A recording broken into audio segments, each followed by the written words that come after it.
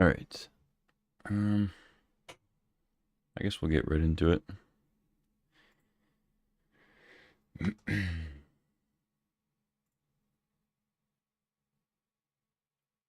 So we've got big vintage cube list change coming tomorrow. I don't remember exactly how many cards they're changing. Maybe they mention it here, but it's going to be quite a few. They're going to take out like full archetypes pretty much and replace them with other ones. But here's all the changes. You can see it's quite a few. Um, got some interesting stuff going on. So I'll start at the top of the article here, I guess. Uh, they just talk about how this is going to be a relatively common thing. These uh, big changes to the cube every couple months. So they're taking out Storm. I mean, they label it as Storm, and it is Storm. There's still going to be plenty of Storm payoffs in the cube. Still going to have Brain Freeze, I think, and Underworld Breach, which is kind of the new best Storm stuff anyway. Um, Still gonna have like Lion's Eye, Breach, Brain Freeze combo. But yeah, they're taking out High Tide Turnabout, Yogg-Will Tendrils, which, as they talk about in the article, they're much more Storm specific, and like there's not much you can do outside of a Storm combo deck with High Tide Turnabout, Yogg-Will Tendrils. Tendrils, of course, being the only one that actually says Storm on it, but the other ones are good enablers. They're leaving Doomsday in, so I think they're trying to make that more of the combo-y centerpiece. They're adding uh, uh, Inverter of Truth down here, which I may need a refresher on. I know it flips your graveyard and library. Yeah, so 4 mana 6/6, and then it's quote unquote drawback is that when it enters, you exile all cards from your library face down, shuffle all cards from your graveyard into your library.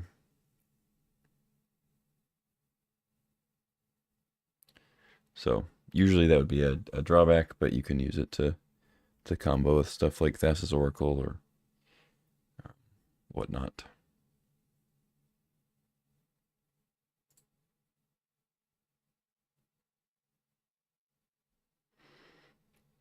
And then they're taking out the lands stuff that they added in the last iteration, which I liked for the most part. I mean, I liked a lot of the domain payoffs. I thought they were cool. I think drafting a lands deck was fun. And I'm glad that they tried it out.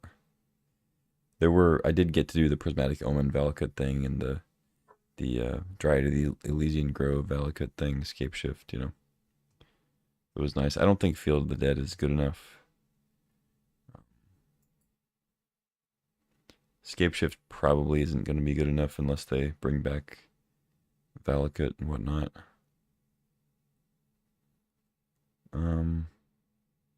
But yeah, overall I think it's good.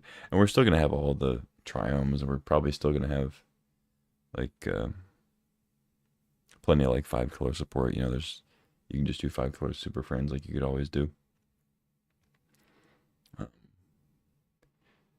I'm not sure if they took out. We'll see when we get to the list, but I'm not sure if they took out Territorial Kavu. I'm hoping they didn't because I did like that card. Even if you're not trying to do heavy land stuff, but we'll see. Taking out the artifact stuff in Goblin Welder, Duretti, which is just a fancy Goblin Welder. Sai, and then I think with that they're taking out some of the more trinkety artifacts. They're bringing back Survival of the Fittest and Bazaar because we're gonna have a dredge thing going on, which is kind of interesting, and also a madness thing going on. So those will kind of go hand in hand, I think. Survival helping with dredge, you can throw these cards in the yard to get something big, or some other utility thing. And then you got, of course, Madness, which works well with a cheap discard outlet.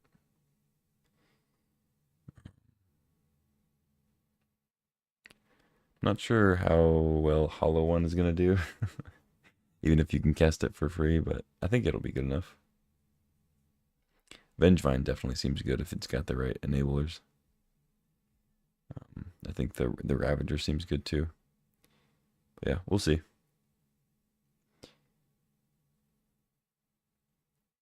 It could end up being that some amount of the Dredge and Madness cards end up being kind of like the Wild and the Coddle when they did the domain stuff, where it's like Wild and the Coddle's, yeah, it's good in like a zoo domain list, but literally nobody else wants it, and even in the domain list, it's not even that great. So it could be that one or two of the Madness cards or Dredge cards end up like that, but we'll see.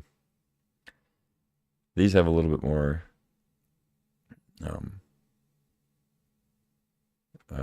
range with their abilities, as opposed to just being a 3/3, you know. We've got an Azorius Flash theme coming in, so blue-white Flash. It's been a thing before, sort of, but now it looks like they're going to put some actual focus on it. Bringing Venser back in. I'm not sure if, I don't think Spellcaller was in, so they're bringing that. Werefox Bodyguard's relatively new, and then No More Lies is brand new.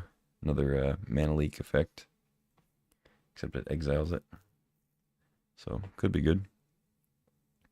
And as it says here, we already got Malcolm in the last iteration and Tidebinder as well. So, a lot of blue-white Flash creatures, and then, of course, all the counter spells we already have. I could see that being an extremely good archetype, by the way.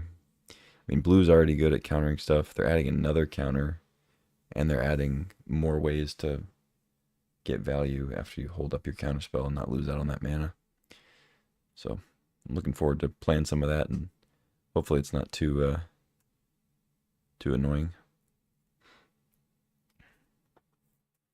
But I think it works pretty well against, or works pretty well in conjunction with having like Madness and Dredge, which can give you a lot of card advantage value, and are not always, they're not like easily mitigated by just 1-for-1 counters and removal, stuff like that.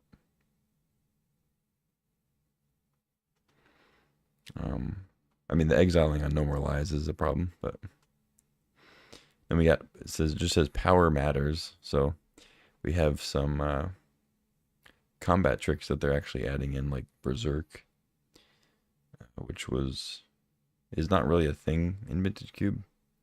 So they're adding Monstrous Rage, Mutagenic Growth, Royal Treatment, Invigorate, and Become Immense.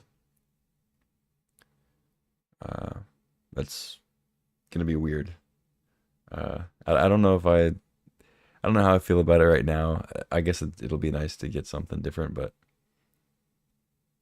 I don't know if I like combat trick stuff necessarily. I don't know what Royal Treatment does. I guess we'll see when we get to the changes. But Invigorate seems cool. Berserk seems cool, I guess. We'll see. I'll probably like it. It's just, you know, it's going to be different from what I'm used to, so a little suspicious. But Become Immense seems cool with all the Dredge stuff. And then with that, we have Dreadhorde Arcanist, which is great to pump up. Unruly Krasis looks like it can make another creature big if it's big. So that's cool. And then Ogier Axonil is the red god from Ixalan. And then it's like a burn spells get huge if his power is huge. Okay, cool. So you can like bolt somebody for 1 million if you pump him up with like Become Immense or whatever else. Sure. Not sure how good that's actually going to be, but we'll see. All right, let's get into the change list, I guess. We'll start with Start with white. And as they say in the article, this is, I mean, they have them next to each other, card in, card out, but it's not necessarily a direct swap between the two, you know. Um, I'll leave it. I can just read this part here. They say it well. Before you dive in, it's easy to see the change list as a series of one-for-one swaps to be evaluated in a vacuum based on relative power level, but few individual swaps in the change list are standalone decisions. Iterating on a cube is about archetype changes more than power upgrades, and the card changes flow naturally from the archetype decisions. So they say a little more there, but that's basically it. It's not, you know, they frame it this way to show what's leaving and what's coming in, but it's much more about these archetypes are leaving and these archetypes are coming in. So we have Benevolent Bodyguard coming in and Esper Sentinel's leaving. I do like Esper Sentinel, but I don't really mind it leaving. I think Bodyguard will be good. Eagle rounds out the cycling creatures from Lord of the Rings. I think they're all going to be good, so get that going. We got the Dredge mechanics as well as Madness. Oh, and they're adding Living Death. They mentioned that a couple times in these first few changes. I've only looked over a handful of them, but they're putting Living Death back in to try it out with. I think a lot of it has to do with the fact that we're dredging now, and we have these quick cyclers. You know, Troll of Khazad-dûm, Eagles of the North, Generous Ant, and all those. Oliphant. And what was that last one? I guess Luring Revealed is not a creature, but all the other ones. And Steel Seraph is leaving. I'm totally fine with that. I don't think Steel Seraph was all that great, even in like mono white. It's good though. I mean, I always liked it as a 3-drop if I needed a 3-drop. But it rarely like made the cut over very many other 3-drops.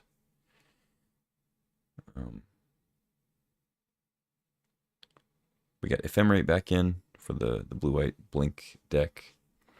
I think it's good. It's a cheap spell that can get a lot of value in the right scenario. It's one of those where it's like you're not guaranteed to get value out of it. It's not like, oh, I top decked a Swords of Plowshares. Now I know I can kill a creature. Ephemerate obviously needs another piece inherently to make it good. But if you do have that other piece, it can be really powerful for just 1 mana. So I like it. And they're taking out a big one, Treachery. Yeah, I mean, it's been said a handful of times by me and by others that Treachery has definitely fallen down quite a bit from what it used to be. It used to be a very high pick in the draft. And now there's cheaper options, there's better options, and I think a lot of the creatures now you get more of a benefit for casting them and having them enter the battlefield than you do from having them on your side of the board to like use their activated ability or have some sort of static effect. Like all the creatures now, they have like ETB effects or death triggers or something like that, where Treachery is still good, but it's not quite as good as it used to be. And everybody's rocking, you know, removal and interaction at cheap costs. So getting blown out in your 5 mana play and not being able to untap or something can be pretty rough. I'm not sure if I agree that it should be taken out though. I think it's still good enough to be in the cube, even though it's not quite as good as it used to be. But I trust the cube designer. So we'll see how it goes. We got Get Lost coming in for Portable Hole. Most of their reasoning here is just that they're taking out more of the artifact matter stuff, and having an instant speed removal spell is probably going to be better for the blue-white flash list than having a sorcery speed Portable Hole. So then we get Guardian of New Benalia. It's a discard outlet in white. You don't get too many of those. Good 2-drop creature in mono white just regularly, but it also lets you do madness and dredge stuff. Nettle Cyst coming out because, once again, they're taking out a lot of the artifact stuff. Ranger Captain coming back in, and then another big one, Monastery Mentor is leaving.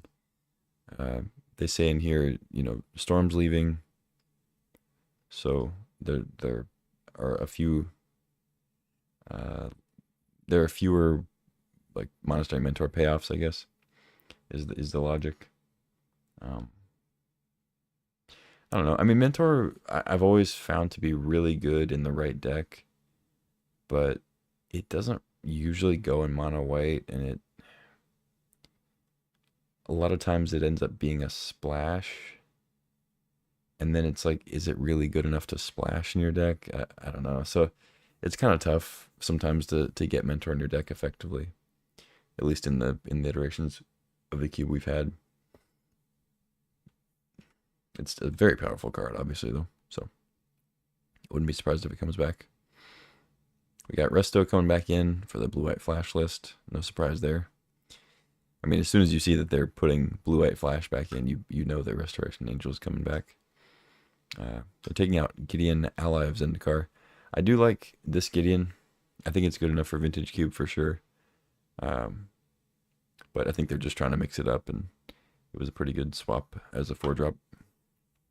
So we got Sun Gold Sentinel coming in for Lion Sash, to another graveyard hate thing. Lion Sash, as they say in the description here, Lion Sash is much better at being a persistent graveyard hate thing. But Sun Gold Sentinel is better as a body initially.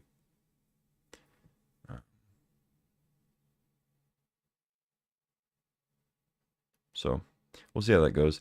I actually like Lion Sash to fight against graveyard stuff. Maybe they feel like it would be too oppressive against Dredge.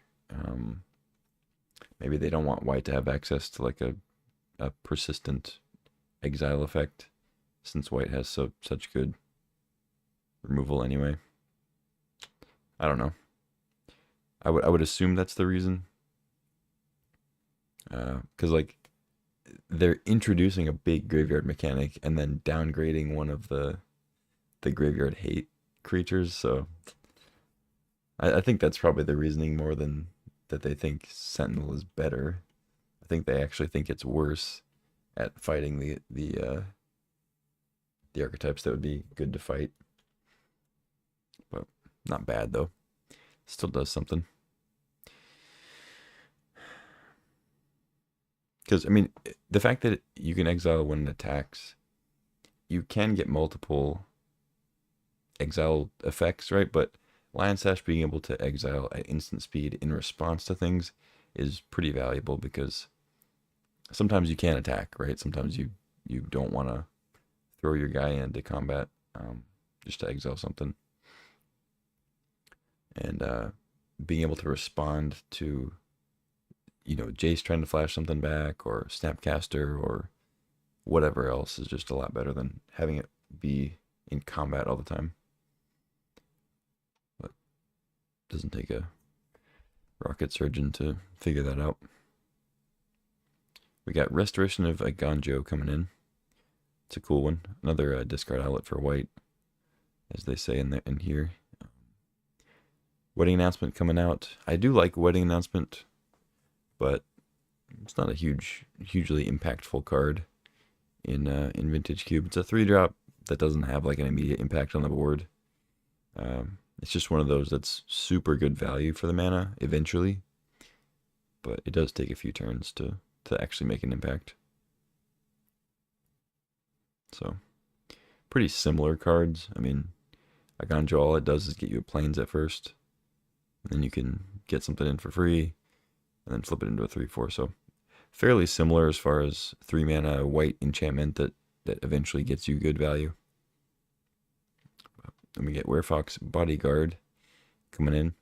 I'm a little unsure why they took out Leyline Binding, because there's still going to be people playing 5-color and 4-color, and Binding is extremely efficient removal. So not a huge fan of that switch. And I'm not gonna, like I said, I'm not gonna compare it to Bodyguard because I know they're not, like we've said, these are not like one for one swaps. But just in general, I'm not a fan of Leyline Binding coming out. Um, I feel like white doesn't really have a way to get rid of Planeswalkers. Um, Apart from, I guess there's like Council's Judgment. I mean, Council's Judgment unexpectedly absent if that's still in. They can get rid of Planeswalkers, but you know, Judgment's at sorcery speed, and it's double white. I don't know. I like binding, and I don't think you need like a domain archetype just to have it in. As long as you have trinomes and fetches in the cube, you can play leyline binding with ease. But anyway, Bodyguard's cool though. That's a nice one. I like that it says non-fox creature. Wonder how many other foxes there are in the cube besides just other copies of it. If you're playing in a league, the opponent might have one. It's funny. Next up, we got Careful Study coming in. Charter Course is leaving. Yeah, Careful Study is just for Madness and Dredge. It's a cheaper card that discards more cards than Charter Course, so it's not necessarily better for something like Reanimator, but I think it'll be better overall for Dredge, or well, I mean maybe Dredge, but also for Madness, just because it's a cheaper card. Like paying 1 mana instead of 2 when you're trying to Madness out something can be really relevant. But I think I usually like Charter Course a little bit more for Reanimator, just because oftentimes you only have one thing you want to discard, right? Like you just have one big payoff that you want to discard. So having the extra discard doesn't help you at all. And getting to sometimes not have to discard, like there are definitely cases where you don't want to discard any, right? Like so you attack, play the Charter Course, draw 2, try to dig for your pieces. So I like Charter Course better in Reanimator, but I think Careful Study is going to be better for the new archetypes they're throwing in, so makes sense. Next we have Consider coming back. Pretty good. Just a cantrip, taking out High Tide. Clearly not like a 1-for-1 here, but not much to say about Consider. It's just another cantrip they're adding, I think, for more consistency in blue, I guess. Cryptic Coat is coming in. It's a new one. It's a cool card. It comes in, you cloak the top card of your library, so it becomes a face down 2/2 with a ward 2. Similar to like Manifesting from back in the day. And the equipped creature gets +1/0 and can't be blocked. You can pay 2 to return to your owner's hand. Return the coat, that is. I don't think I guess it doesn't have a equip cost. So if the creature dies, you can't like re-equip it. You have to bounce it and then replay it. So similar to like a Batterskull, except you can't just re-equip it on a random creature. Pretty cool though. Deceiver. Oh wait, and Size leaving. I already mentioned that, but Deceiver's coming back in, and you can guess why. It's because Splinter Twin is also coming back. We got Emry going out along with all the other artifact stuff. But yeah, not much else to say. Deceiver coming back because we got Twin again, so watch out for that. Ethereal Forager is a new one. It's a card I've seen in other people's cubes. I haven't really played with it at all, I don't think. Unless it may have been in one of the like Spotlight cubes. I may have played it, but as far as I know, I don't think I played with this card much at all.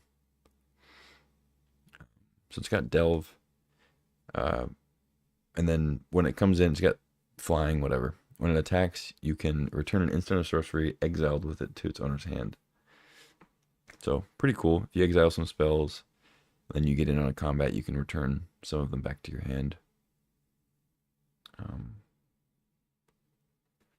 assuming that, or actually, I don't know, maybe, well, I guess we'll see. I'm skipping ahead. I was going to say, I wonder if they took out Murktide, but we'll see. Anyway, Forager's coming in, Tezzeret's leaving, just like the other ones. About the artifacts. Tezzeret's pretty narrow in general. Like, it wasn't even that great in the artifact decks, and now that those aren't being supported anymore, it's definitely not going to have a home.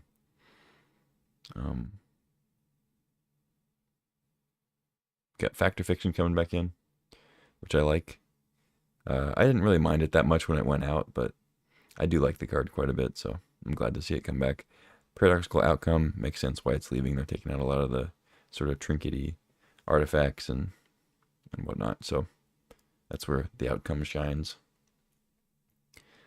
They're bringing in Mental Note, which I think may have been in the queue at some point, but maybe I'm thinking of another Spotlight Cube or something. It's a Thought Scour, but it's only you can only target yourself, basically. You can't mill your opponent. Not a huge deal. Most of the time you're milling yourself anyway with Thought Scour, so just another way to get cards in your yard. Another cantrip. Works with Breach. Pretty good. Hard Evidence is going out. It's a similar cantrip, except it cares about artifacts and getting a little O3 crab. So now that the artifact stuff is on the sideline, it goes with it. Pestermite, same as Deceiver, it's just coming in for a twin. Trinket Mage leaving because of the artifacts leaving. Trinket Mage has kind of been a mainstay even without a dedicated artifact theme, but looks like they're trying to mix things up a little bit, so the Mage is gone. A little sad. Mostly just nostalgia talking, but I like Trinket Mage. We got Picklock Prankster coming in. I haven't played with this card, but I've seen it around. It looks good. So you mill 4 and you can put instant or sorcery just from those cards into your hand, so not your whole graveyard, but just the 4 cards. It's gonna work well with Dredge, with any like delve cards you got. Of course, gets you a counter spell, burn spell, whatever. You can play it as a 1/3 flyer. Not bad. Turnabout's leaving.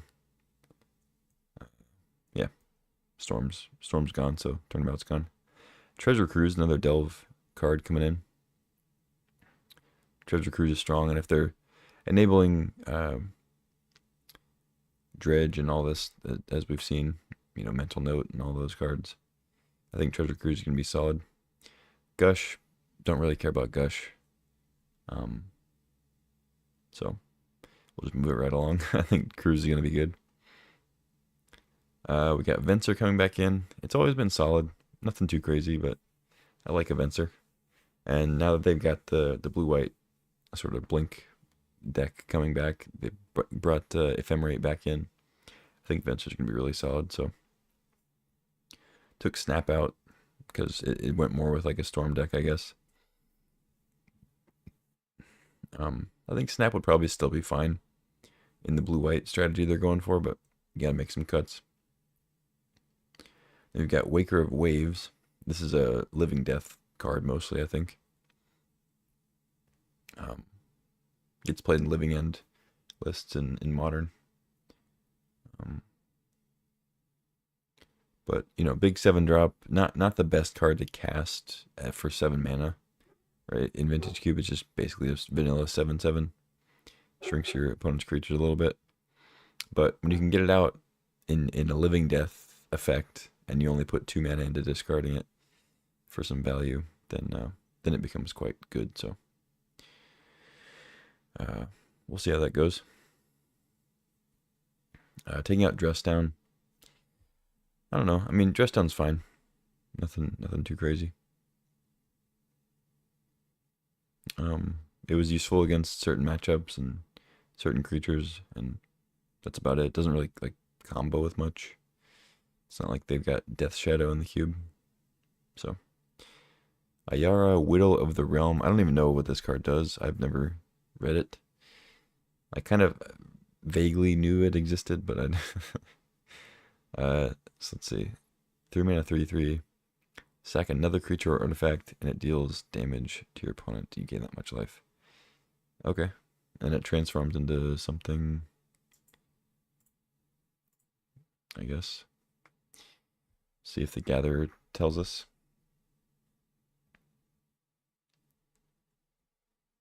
At the beginning of combat on your turn, return up to 1 target artifact or creature. Go to the battlefield against haste, exile it. Okay, I mean, sure. Seems fine. I'm not particularly excited about it, but try it out. Flesh Gorger's leaving. Sure. I like Flesh Gorger, but it's not insane. Bazaar is coming back. It's exciting. It's gonna be a pretty powerful card in this iteration of the cube. I think they're bringing Dredge payoffs and Madness, and it was always good in Reanimator.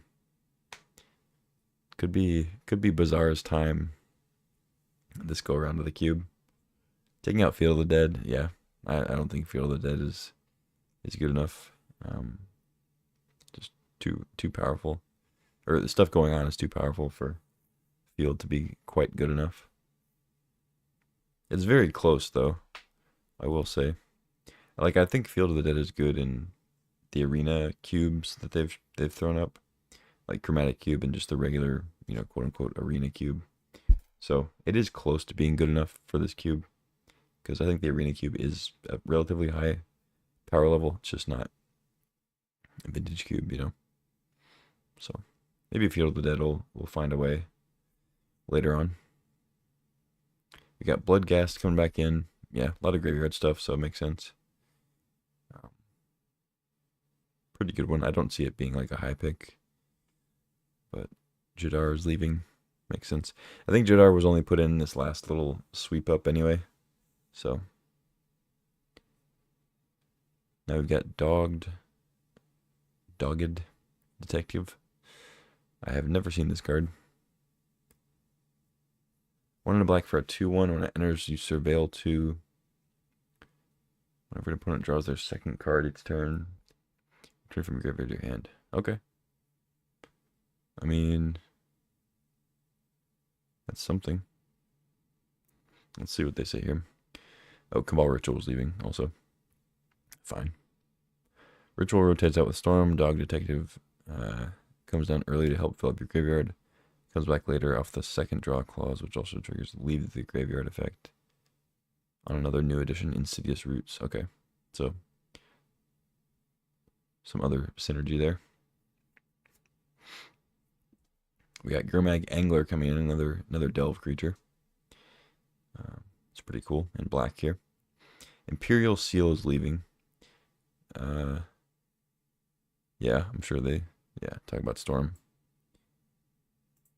Yeah, Imperial Seal is pretty late pick even in a Storm deck. It's not a card you're super excited to run. And it doesn't have a whole lot of use outside of combo, so I'm fine with it leaving. We got Inverter of Truth coming in, and then Beseech the Mirror is leaving.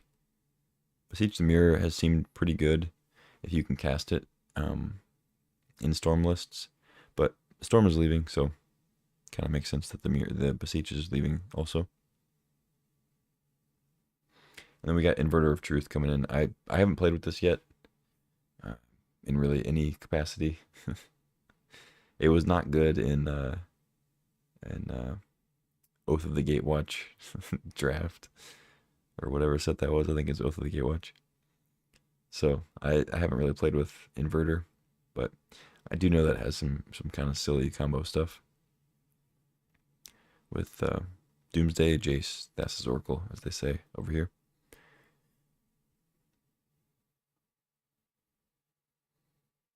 And then a big one, Living Death is coming back in.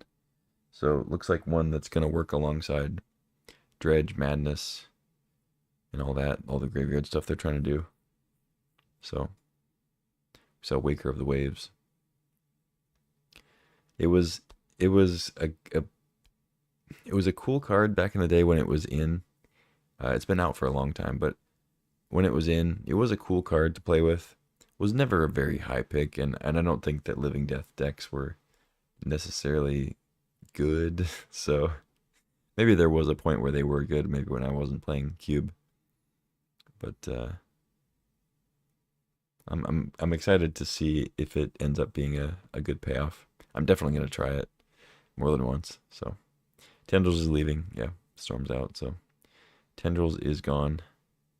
I'm sure it'll be back. I mean, they'll definitely bring Storm back. Got Lord Skitter, Sewer King coming in. This is sort of a Goblin Rabblemaster in black. It's good for exiling cards from graveyards, so it could be a solid pick. Unfortunately, Graveyard Trespasser is leaving, which I don't like. See the explanation here. 2/3/3 black creature graveyard control can do it without a good attack available. And Vintage Cube has many uses for a steady stream of creature tokens, even without a pushed sacrifice archetype.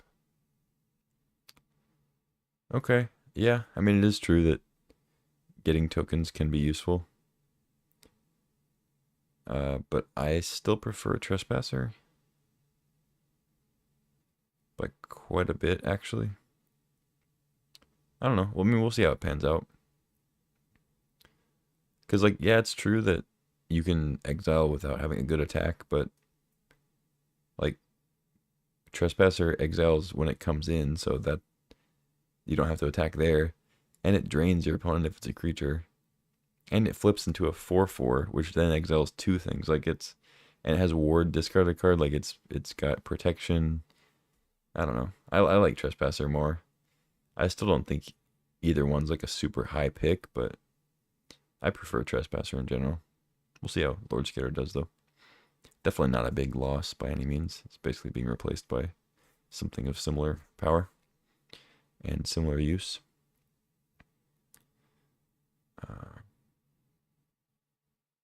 We got Pack Rat coming back in. That's a big one. Turok is leaving. That's fine. I like Turok. I think it held its own in Vintage Cube. But obviously you have to be pretty heavy black for it to work effectively. So it wasn't always a card you could take even if you were in black. I like Pack Rat, though. Glad to see that coming back. It's good for Reanimator. It's a little expensive of a discard outlet, but it's a discard outlet that can also just win the game itself, so it's nice. Pile On is coming in. It's a Convoke removal spell. Can kill Planeswalkers.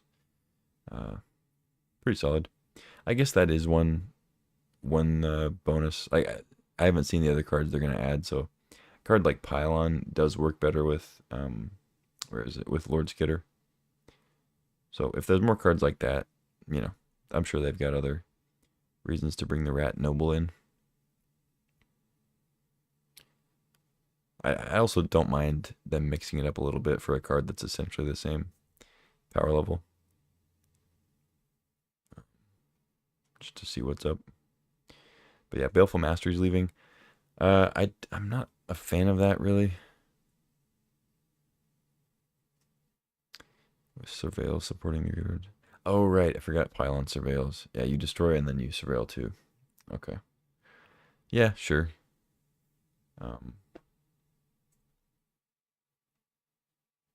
I like Baleful Mastery, though. Being able to exile a creature is pretty nice, as they say here.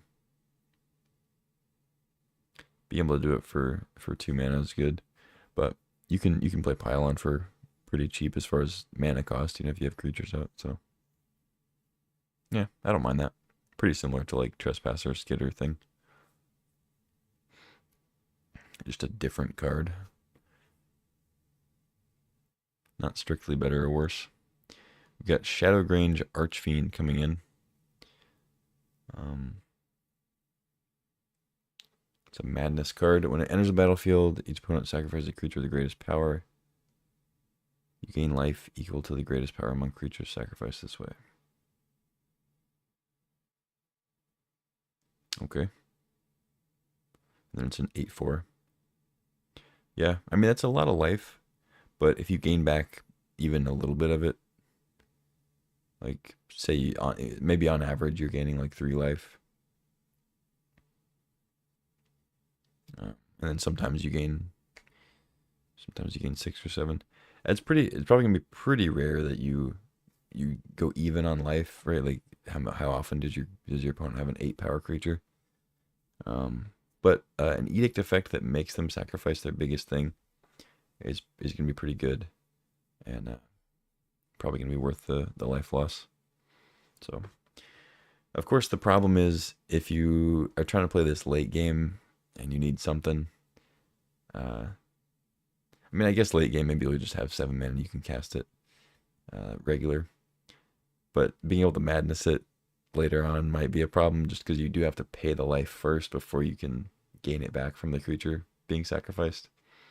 So that might be an issue, but I think overall it's going to be a pretty powerful card in the madness decks. And they're taking out Bolas's Citadel. Let's see what they say here. Part of a lot of great Vintage Cube stories. Make its way back again. Okay. Yeah. Okay. I mean, they say it'll be back, so it's whatever. I like Citadel. It's probably the best Tinker target in general. So without Citadel, I think Tinker's value goes down quite a bit. But maybe they added another big artifact. I don't know. We'll see. There's still like Portal to Phyrexia. And then Blightsteel Colossus. But Blightsteel is not my favorite, and Portal is just one card. Like, comboing Tinker with just Portal is a little sketchy. It's always nice when you can get Citadel and Portal. Or like Battlesphere, Citadel. Have 2 options there. But, oh well. I guess with like some more Storm stuff leaving, Citadel isn't quite as crazy. Well, we got Souls of the Lost coming in. It's like a Death Shadow type thing, I think. Or no, I guess it's like a Tarmogoyf type thing. Additional cost to cast it, discard a card, or sacrifice a permanent. Okay, so Madness. Souls of the Lost power is equal to the number of permanent cards in your graveyard. Okay, but it's just your graveyard.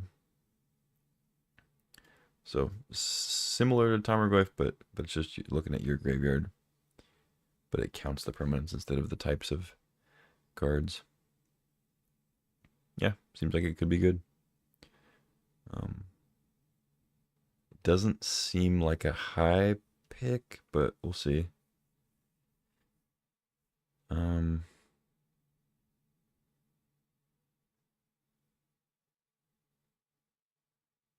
Yeah, I don't know.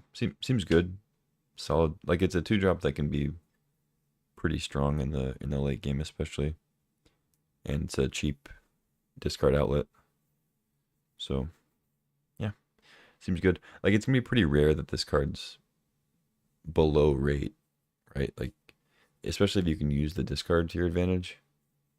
Like, say at its worst, right? It's a card that you have to sack a permanent you probably didn't want to sacrifice, or maybe discard a card you didn't want to discard, and then it sits there as an 0/1.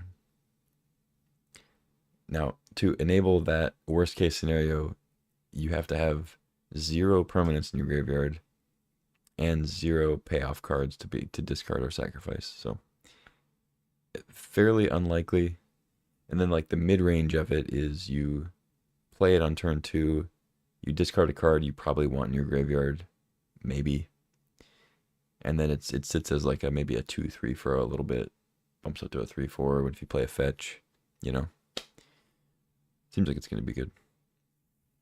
Taking out Nice Whisper. It's fine. Without Storm, you don't really need black card draw as much. I do like Night's Whisper in general, though. We got Stalactite Stalker coming in. Got some pretty aggressive black cards coming. Archfiend, Souls, Stalker. Taking out Bloodchief's Thirst, which is surprising. Bloodchief's Thirst is fine, but not a must include given the range of efficient black removal available. I don't know if I agree with that. Should be a growing menace with all the graveyard filling around. Plays a dual role. Okay. Yeah, I mean, I definitely like Stalker. A little sad to see Thirst go, though. I think it's good.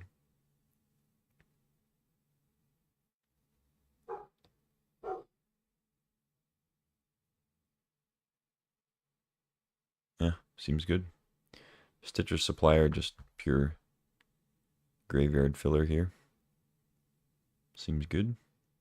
Reign of Filth, just another Storm card, so it's going to get the boot. Tortured Existence.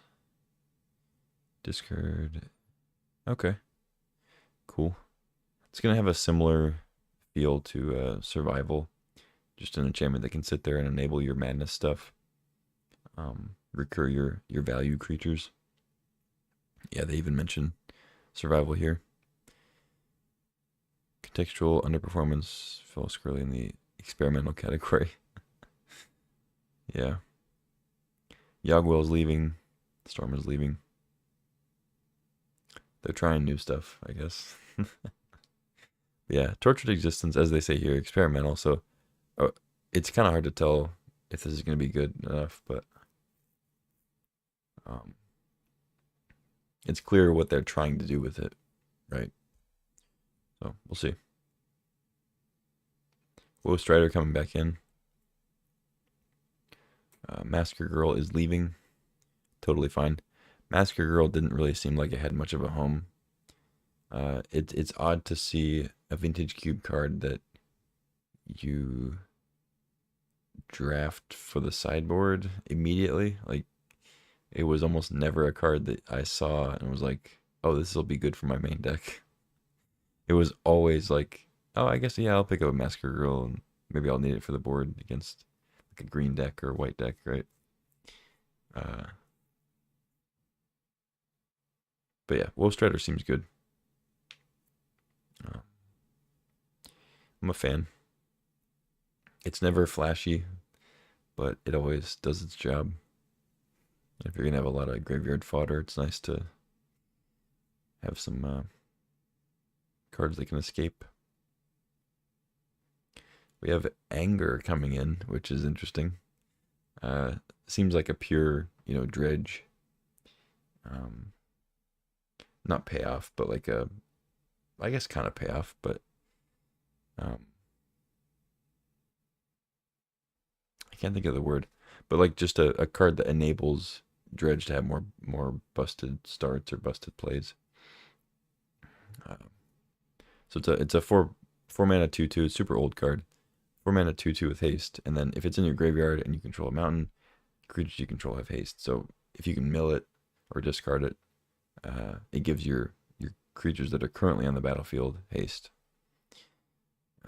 But if it's out on the battlefield itself, only it has haste, and it's just a measly 2/2. So ideally, you want to throw it in your graveyard, give your other creatures haste. But it's one that can be pretty crazy with Living Death, especially. Some other good ones, like the Hollow One stuff. You discard some cards, play a free Hollow One, and then gets haste. It's much better than a non-hasted 4/4. They're taking out Embercleave. Totally fine with me. I think Embercleave is a good red card, but it needs a specific situation to be good. And a lot of times you don't have the luxury of being in that situation. Like basically a lot of things have to go right for Embercleave to be a blowout. But it does have the potential to be a blowout, which is is sometimes that's what you want in Vintage Cube, is cards that maybe aren't consistent, like super consistent, going to give you the same thing value wise each time you play them. But it's cards that, you know, if you work the game a certain way, you can get a big payoff. And Embercleave, it feels like more one of those cards, even though it's it sounds funny to call like a super aggressive card something that you're crafting a game plan around, but you know, you still have to craft a little bit in aggro. As much as aggro enjoyers may want to claim that it's all just attacking and no blocking and no thinking, there's some stuff going on. There's some finesse, a little bit. We got Anji or Angie, whatever. Somebody's Ravager. 3 mana, 3/3, attacks each combat if able, and when it attacks, discard your hand, draw 3 cards. Big Time Madness Enabler and Dredge Enabler. I think this card's gonna be sick in those decks. It has madness itself, so yeah, not much else to say about that one. It's pretty clear what it's there for. Brea's Apprentice is leaving because all the artifact stuff is leaving. It wasn't that great anyway. It was fine. I didn't mind playing a Brea's Apprentice if I had other artifact payoff stuff, and it's a good rate even just by itself if you play. If you just had red in your deck and you're playing blue-red, whatever. Incidental artifacts for value, but don't mind seeing it gone. Avacyn's Judgment is coming in, another madness card. Sorcery speed at 2 mana, but with madness you can cast it at instant speed. So it deals 2 damage divided as you choose any number of targets at 2 mana, but then with its madness it's X the same way. So pretty good. Arc Trail's leaving, totally fine. Very similar card, right? Blazing Rootwalla is coming in for the madness. Rabbit Battery leaving, pretty similar card. Rabbit Battery's fine. I think it's solid in like red-green aggro. I didn't love it too much in mono red, but sometimes when you're rocking green with just the bigger creatures, giving them haste is a pretty big boost. So I don't mind that switch though. Deathgreeter's Champion coming in. It's a card I've seen but haven't played with. It's got dash, backup, and double strike. So the backup can give a counter and double strike to a creature that's already out. Or obviously it can give it to itself and crack in.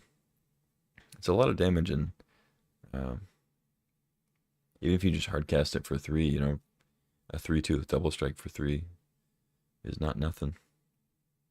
But you can definitely get some crazy turns, I'm sure, if you dash it in the right situation. Phyrexian Dragon Engine coming out. Yeah, I don't think this card was very good, even with the artifacts in. The Goblin Welder stuff is kind of where you were supposed to have it. I think if they ever have Dredge and the artifact stuff, it could be good. Like if they had some Goblin Welder stuff in the cube and they had the madness and the Dredge, then I think Dragon Engine would be fine. But I think in the previous iteration, at least, it wasn't very good. So I'm okay with it leaving, especially if the rest of the artifact stuff's leaving. Now we've got Demand Answers. I haven't seen this card. Oh, it's another like Dredge Enabler thing. 1 in a red. Additional cost, you sack an artifact or discard a card, and then you draw 2 cards. I forget the name of the other card that's just 2 mana, discard a card, draw 2 cards. I know Tormenting Voice is the sorcery speed one, but there's another one that's instant speed that was like the power creep thing of Tormenting Voice, the strictly better Tormenting Voice. But then this now is the strictly better whatever that card is. So here we are. Yeah, seems good. Taking out Shrapnel Blast. That was a brief visitor to the cube in this last little cleanup for a couple weeks in February. I think it's fine. I mean, it was kind of nice to be able to kill Sheoldred in red for just 2 mana. But they're taking out a lot of artifacts and stuff, so it makes sense to get rid of the blast. Arcanist coming in, Firebrand leaving, makes sense. Arcanist will be cool to play with. I like this card. Another one that's pretty solid to give haste before your opponent can react to it and have sorcery speed removal or play blockers. So, you know, if you get anger in your graveyard, get the Arcanist out there.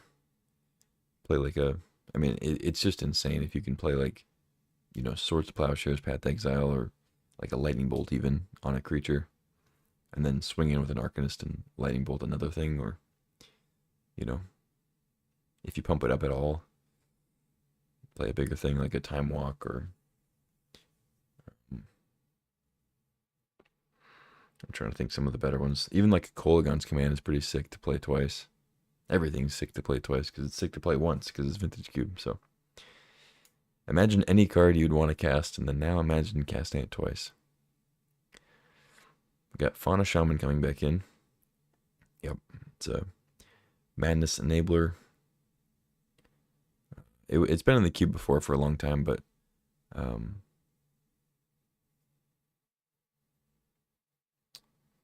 I think now there's just way more payoffs for being able to discard creatures and also having creatures in your graveyard, specific ones. So it makes more sense to bring it back in now. It was never a very exciting card back in the day, but it also didn't have much surrounding it as far as payoffs. It was just like, hey, you can go get an Acidic Slime on turn 5, or you can go get a Crater Hoof when you can cast it, or whatever. It's like, there wasn't a lot of synergy with Fauna Shaman, but it seems like there's going to be now, so happy to see it back. Sakura Tribe Scout is leaving. I got a little nervous when I looked over and I saw Sakura Tribe because I thought they were maybe cutting the Elder, and I was going to be upset, but it's just the Scout, so it makes sense. I don't think the Scout was very good even in the land stuff, so now that that's gone, it's definitely leaving. Fugitive Codebreaker, another new one. 1 in a red, 2/1 Prowess Haste. That's a good start. 2 mana, 2 power creature with haste and prowess.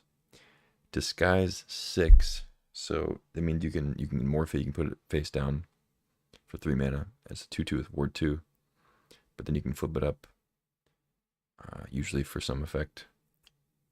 So it says the disguise cost is reduced by 1 for each instant sorcery card in your graveyard. Not too hard to get that down to just 1 mana in Vintage Cube. When the Codebreaker's turn faced up, discard your hand, draw 3 cards. Yeah, this card's going to be sick, I think. It's just never going to be bad. And oftentimes it's going to be pretty big swing in your favor for just card advantage, value, damage to your opponent, you know. But yeah, as it says here, it's hardly overpowered, solid suite of abilities, synergize with multiple existing archetypes and incoming archetypes. So yeah, seems good. Crater Maker is leaving. I like the Crater Maker. I don't know. I know they have to make room somewhere, so I don't mind it leaving. It's certainly not a high pick, so it's whatever. Goblin Bombardment is coming back in. I like this card. Happy to see it coming back. I don't know about its place in the cube. I mean, it is cheap. It doesn't cost much to you know, do its effect. I guess it works well with stuff like Bloodghast, like Master of Death, or whatever that one's called, something of Death. Vengevine, like there's definitely cards that work well with it, so makes sense. And like Jund, Madness or red, black, red, green. Yeah, Tribal Flame's leaving. Domain's leaving, and I think unlike Leyline Binding, Tribal Flames definitely demanded that you had at least four land types, right? Like his 2 mana sorcery speed deal 3 or less is just not a card you want to play in Vintage Cube. So you really needed to have 5 land types, or at the very least 4, for it to be any good. But yeah, fine with it leaving if Domain is leaving in general. Next up, we got Headliner Scarlet. This is like a clue card, I think. 3 in red, 3/3 with haste. When it enters, creatures can't block. At the beginning of your upkeep, exile the top card of your library face down. You look at and play that card this turn. Okay, so we got, what was that, Red Siege in Fate Reforged?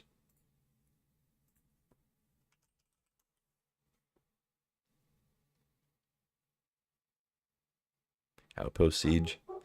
So it's an outpost siege on a body, and then has the nice ETB effect. Cool. Yeah, seems fine. Oh wait, they're taking out Hellrider? I don't like that. I like Hellrider quite a bit. Scarlet seems cool though. Be happy to try that out. I mean, and it could be better, honestly. Like maybe it's better in general to make your opponent's creatures not be able to block, as opposed to getting in some unblockable damage with attacks, right?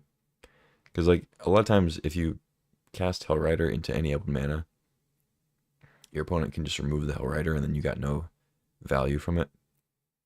You didn't get all that extra damage. But with Scarlet, the ETB comes in. Your opponent's creatures still can't block, even if they get rid of Scarlet immediately. So it's a more reliable benefit, even if the benefit might not always be better than Hellrider, right? And then turns after, you get some card advantage. You no longer get like the combat benefit that Hellrider would still provide, but you get some card advantage. So see how it goes. Got Kenra Spell Spear coming in. Yeah, seems okay. It's definitely an efficient creature, right? 2 mana, 2/2 Trample Prowess is good. It transforms pretty quick. I mean, you can transform it the very next turn if you want. And then the other side, I think, has like double prowess. It's got like, I think it's still a 2/2 though. Maybe bumps up to a 3/3. Okay, yeah, bumps up to a 3/3. Double prowess, ward 2, and trample. So pretty solid. I like that addition. We got Kiki Jiki coming back in because, we got Deceiver, Pestermite, Splinter Twin. So Kiki's coming back. Seething Song is going. Yeah, Storm is out, so Song is out. Yawgmoth's Will is out, so makes sense. Lava Dart is coming back in, or coming in. I think it was maybe in at some point, but it hasn't been in for a while, I know. I think it's a good one. It's definitely good with prowess creatures. Really cheap way to trigger prowess. I think the 1 damage is definitely relevant, and as they say in the description here with the new Ogier thing, he can change it to a much bigger damage potential. Even just at its base, he's a 4/4, so you can Lava Dart for 4 and then flash it back immediately for another 4, which is just huge. Taking out Pirate Spellbomb makes sense. They don't care about the artifacts as much, so Spellbomb goes. Monstrous Rage is coming in. This is a combat trick. Creature gets +2/0 and a monster roll which is if you control another role, a training creature gets +1/+1 trample. So +3/1 trample initially, and then beyond that, like turns beyond that, it's +1/+1 trample as an enchantment. Yeah, I mean it's good. We'll see. We'll see how much I like tricks like this. Manamorphose is leaving. Yeah, once again, Storm's leaving. Yogg-Will's leaving. So Manamorphose is out. Axonil, yep, we already talked about that guy. Duretti is out. Yeah, never a huge payoff or like high pick, even in the artifact stuff. So now that that's gone, it's understandable. Reckless Charge is coming, another combat trick. Pretty powerful. Gives haste for cheap. No trample, but yeah, Aether Spellbomb leaving. Yeah, same with the other Spellbomb. Splinter Twin, there it is, coming in. We all know what that does. Mystic Forge is leaving. Yeah, artifacts leaving. Forge is pretty cool if you can get enough artifacts, but or like a Sensei's Divining Top is great with it, of course, but it's never like insane. They're bringing Squee in, which is of course a card that works pretty well with Dredge and discarding cards for value. You know, survival. Well, they say them all here. Yeah, Bizarre Survival, Tortured Existence, Inti. It's all very good. Obviously, you know, a 3-mana 1/1 is never going to be good, but it's more about just card advantage through discarding a card that you can get back for no mana. Pretty nice. Taking out Goblin Welder. Yeah, they already said they're going to do that. Zealous Conscripts is coming back in with the twin stuff. I like Conscripts. It's pretty good.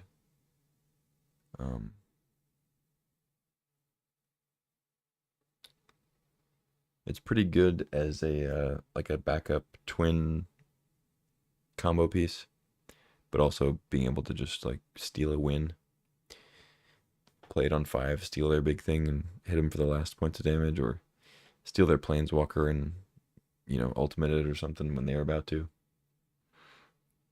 They're taking out Glorybringer, which I don't know about it.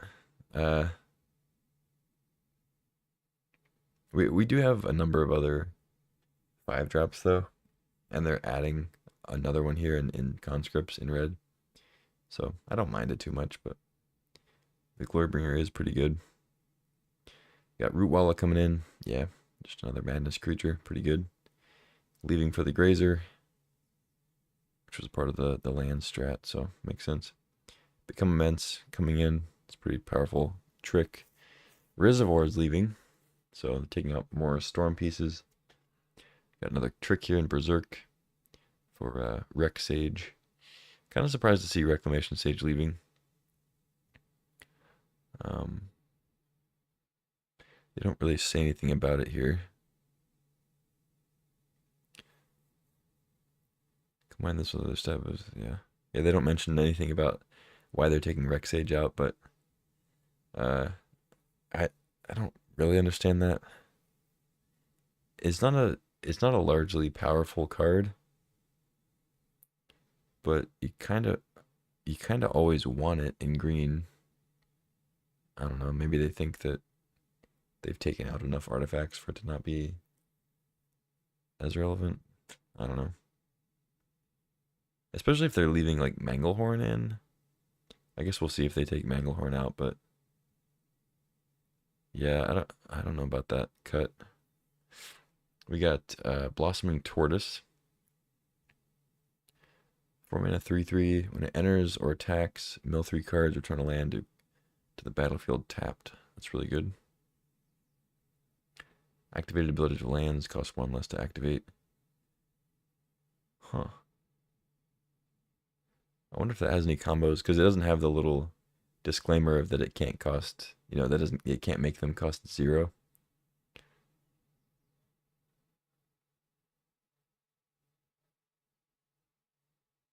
Blossoming Tortoise hits all the spots for Dredge, enables Strip Mine, benefits both Ren and Realmbreaker, and Nissa Shakes the World, as well as being a combo with Lava Claw Reaches. I see. Which is why the old Rakdos mainland makes its return for this one. So wait, Lava Claw, how's it worded? Because isn't that one worded where like you can pay X and then it gets +10 for like the X that you paid? It's not like how they would probably template it now, where it'd be like its power becomes equal to that X,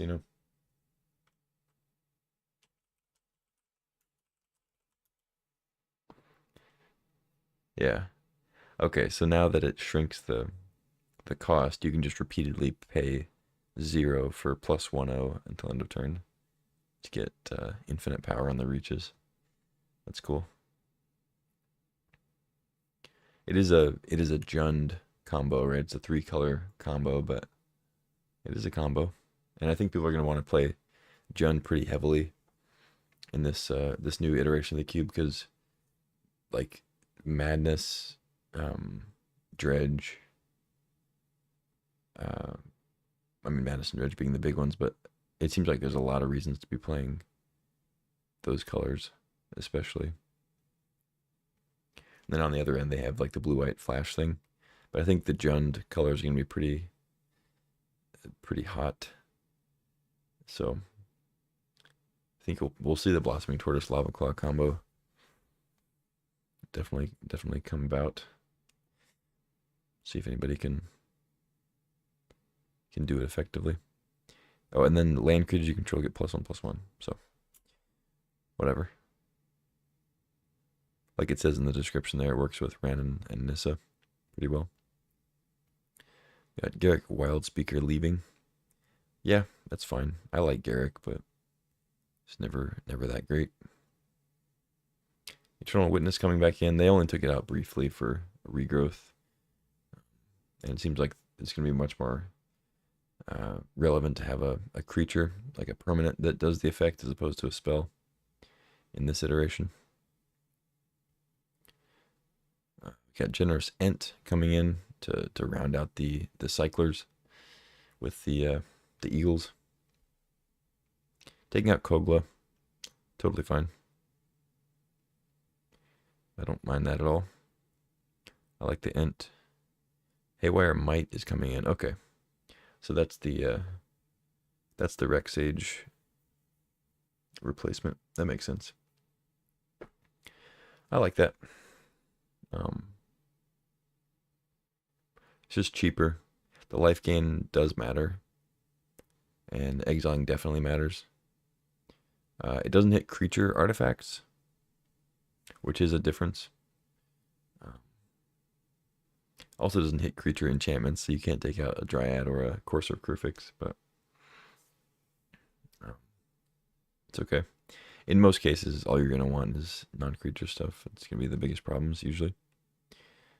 But yeah, like I said, the life gain does matter, and there's going to be ways to recur creatures, so the cheaper the better, I think. Oh, but they're taking out Nature's Claim. I didn't even see that. Okay, so they're still down on Rexage. They're still down on artifact enchantment removal. Yeah. I mean, I like that swap in general. I'm still a little hung up on the Rexage cut, though. But I guess it'll be fine. They're bringing in Hooting Mandrills. Okay. I think they'll probably be good enough. Yeah. Yeah, I think they'll be good enough. The Mandrills have definitely proven themselves in other formats where decks are trying to delve, so anytime you can delve a creature down to 1 mana, I mean, it's bound to be good if it's got a decent body. It's 4/4 with trample, so I like it.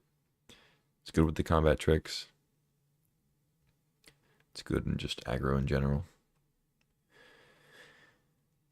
We got Titan of Industry leaving, though. Green's creatures are overfocused on the top end at a time when lower curve green decks. I did notice that in the last iteration. A lot of times Titan was only relevant in like Reanimator and stuff, and it didn't feel like there was much of a home for like a green ramp deck that used to, because you used to be able to draft a deck that was like, okay, I'm heavy green, I've got elves, I've got Sylvan Caryatid, Devoted Druid, Raphaelos, I'm playing these dorks, I'm drawing some cards to find the big stuff, I'm playing big stuff on, turn 3, 4, 5 that is like 7, 8 mana, right? And that was a decent archetype. Like it was never great. I think heavy green decks have never been like the top tier deck you want to be in, but it was certainly a viable strategy. And in the last couple iterations, it's just felt like that style of deck just isn't really viable. I mean, you can still produce big mana in green and play payoffs, but it feels like it kind of shied away from the dorks into 7 and 8 drops and more into the like dork into 3 drop into 4 drop 5 drop, like you just want like a couple one mana Llanowar Elf type things so that you can do the 1 drop into 3 drop, as opposed to like I'm gonna play dork into 2 dorks into big 7 drop thing. But yeah, I like the Titan leaving. I think Mandrill seems good. You got Invigorate, another combat trick coming in for Deep Forest Hermit coming out. Yeah, so even Deranged Hermit, which is the original version of this effect. Deep Forest is better, I think, in general. And in pretty much every case.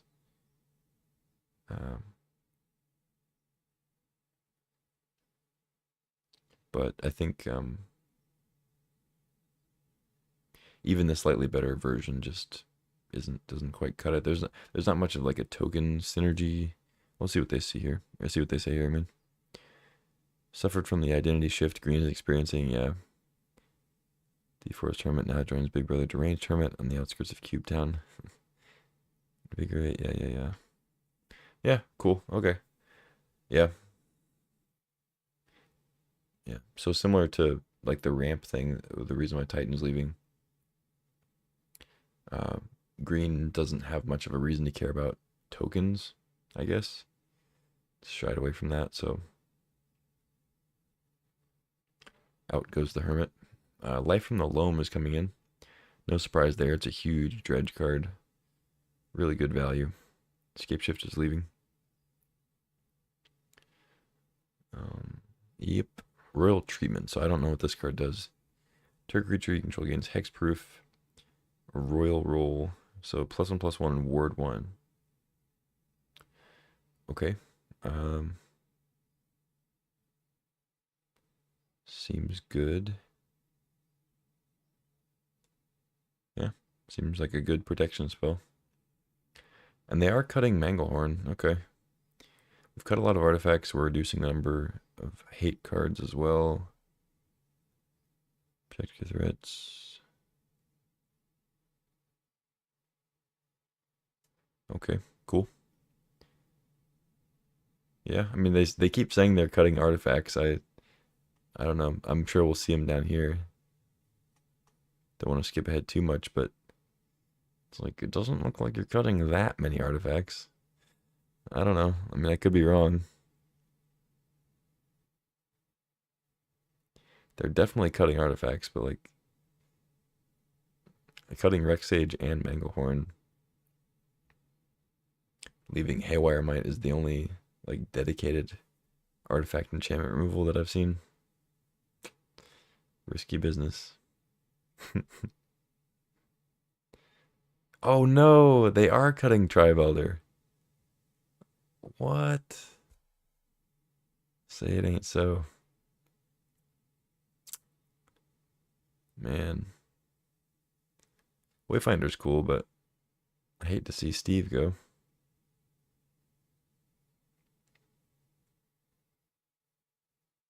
Sakura Tribe Elder will take a nap for now. How dare you? Sharp-eyed Rookie. 1 green, 2/2 Vigilance. Whenever a creature enters the battlefield and your controller power is greater than the Sharp-eyed Rookie's power, or its toughness is greater than its toughness, put 1 counter on Sharp-eyed Rookie and investigate.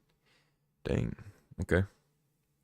Similar to like Pelt Collector, I guess. Gives you more value, but it's a little more expensive to play. Not a 1-drop. And it never gets trample, so that was one thing with Pelt Collector that was good, that eventually in the late game it got trampled to close out. But Rookie gives you more card advantage. Seems cool. Not sure how it'll actually play, but it's a pretty good floor. You know, 2 mana, 2/2 Vigilance that will probably trigger at least once. So Shobo Brawler leaving, yeah, makes sense. They're trying to get rid of the domain stuff, so understandable. Omen leaving, Survival in. We talked a lot about that already. Survival is right at the heart of this update with Madness, Squee, Living Death, various graveyard synergies coming in, all-star potential. Nice. Yeah, seems very good. Vengevine. Big dredge, hollow one type payoff card here. Dryad is leaving with Domain. Valakut. Wrenn and Realmbreaker. Oh, so Courser and Dryad are both leaving too. Okay, okay. I'm leaning more towards the I'm okay with Rexage leaving line of things, because they are cutting several artifacts as they've said. But if Courser and Dryad are both leaving too, I definitely that leans me over a little bit more. Pause. But Wrenn and Realmbreaker coming back in, I don't really care about that much. I guess the self mill is going to be better in this iteration, so could be good, but I think overall it's still going to be pretty mediocre. Meticulous Archive, okay. And a battlefield tapped, so you can make drawback on a dual land, fetch ability and surveil. This new dual land cycle, a spot. Okay, so are they putting all of them in? Because it says dual land cycle. I'm assuming that means we're going to see all of them. This looks like one, yeah. And they're just cutting... Wait, so they're cutting a fast land here, but then like one of the slower lands here. Okay.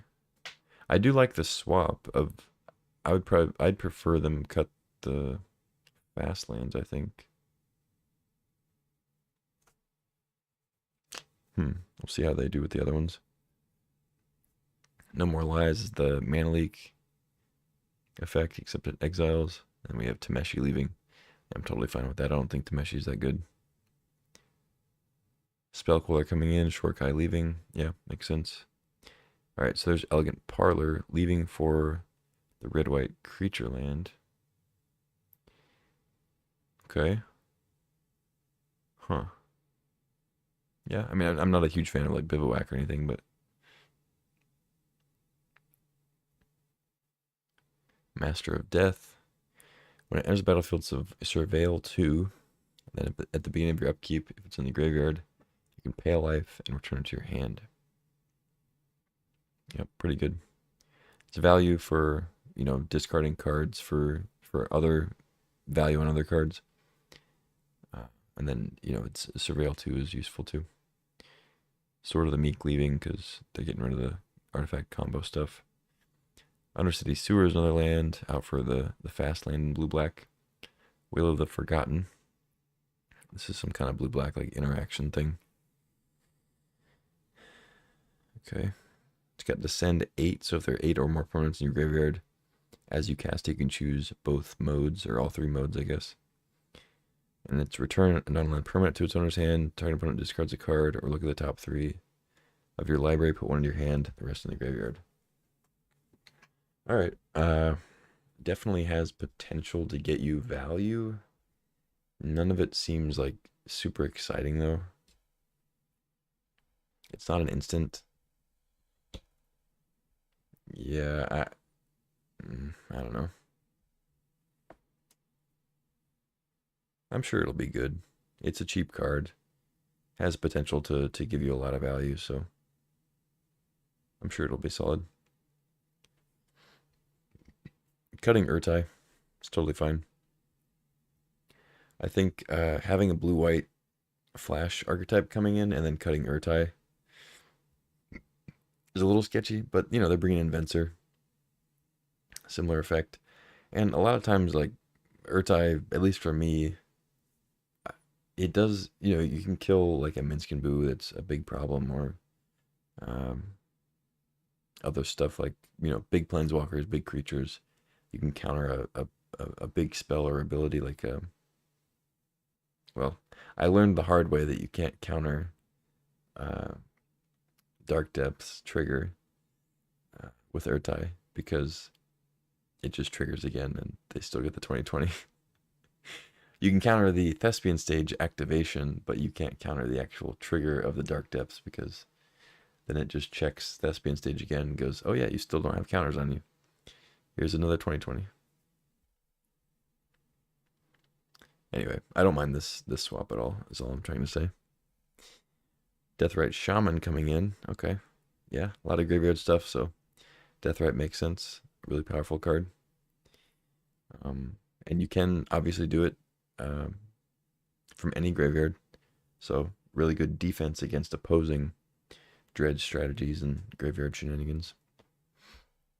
I mean, Deathrite's proven its worth in uh, eternal formats for a long time now. So I think the only reason it hasn't been in Vintage Cube consistently is just because you don't get fetch lands as consistently as you can in constructed formats. You know, constructed you can play as many fetch lands as you want in your deck pretty much, and Vintage Cube you might get like one or two. You know, if you're lucky, sometimes you don't end up with any.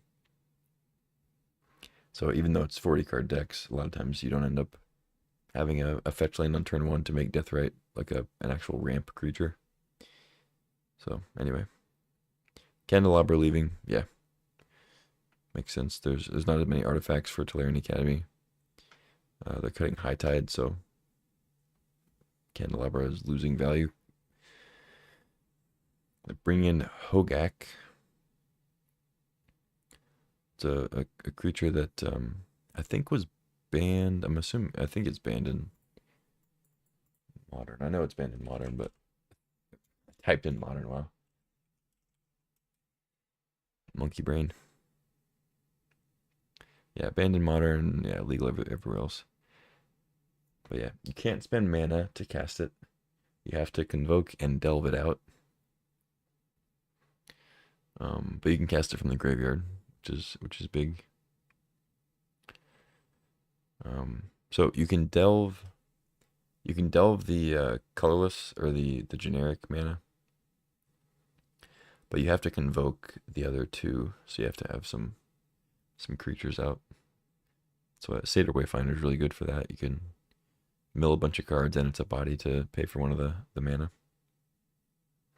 But yeah, 8/8 with trample. You can get out pretty quick. It's also just good, you know, it's just another big body for uh, Living Death. It's a card that's probably going to be in a deck that would want to play Living Death, and then even if you can't cast it or you don't want to cast it from the graveyard, it's a good one to get back with a Living Death. Obviously, it doesn't have like a built-in discard outlet, but it's gonna be in a deck that's gonna want to mill cards, so works well. Taking out Ugin, yeah. Yep. We liberated Karn from this slot in the cube previously for his waning impact at that cost, and now Ugin Follows in the same spirit. Yep.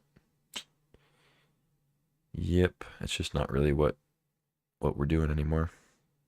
At least that's just not the way that the cube is going. The cube could come back to a world where we're ramping with artifacts again, or we're ramping in green again, or something like that. But the way it's moving now, the way the colors have kind of shifted, and the cards have shifted in the way that they impact the board, impact the game. A card like Ugin just doesn't really fit anymore. You got another build around card here, Insidious Roots. Black green for an enchantment. It says creature tokens you control you can tap to add 1 mana of any color, and then whenever one or more creature cards leave your graveyard, you make an 0/1 green plant, and then put a +1/+1 counter on each plant you control. Taking out Mosswood Dread Knight, I think that's fine. I like the Dread Knight. I think it was decent in green black or like Jund mid-rangey sort of decks, but certainly not like exciting. So I don't mind it leaving. I think Insidious Roots is cool. I always like cheap enchantment build around stuff, so I'm excited to try it out. Got Underground Mortuary, another dual land coming in for Rot Farm. Makes sense. Commercial District, another land coming in for turf. Yep. Faldorn, Dreadwolf Herald. 1 red green. Whenever you cast a spell from exile or land enters the battlefield from under your control from exile, make a 2/2 wolf. Then you can pay 1, discard a card, exile the top card of your library, play it this turn. Okay. Yeah, seems cool. Madness Enabler, card advantage, wolf advantage. Oh, and it also, okay, so it just straight up works with Madness as its static ability, right? Because I think Madness, you cast it from exile. Maybe not. I could be wrong on that.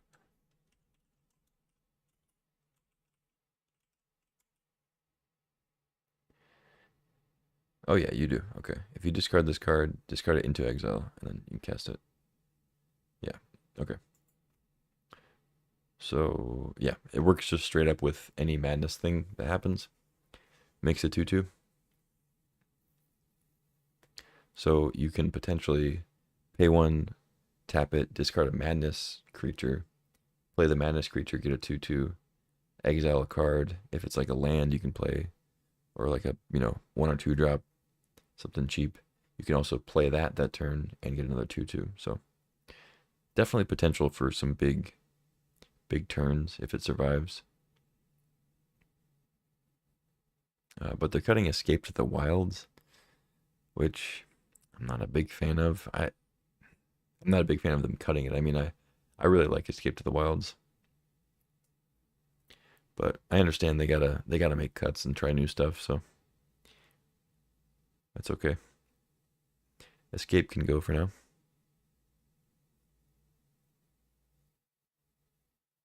Got Cascade Bluffs, another land. It's like the filter land things. Taking out Spire Bluff.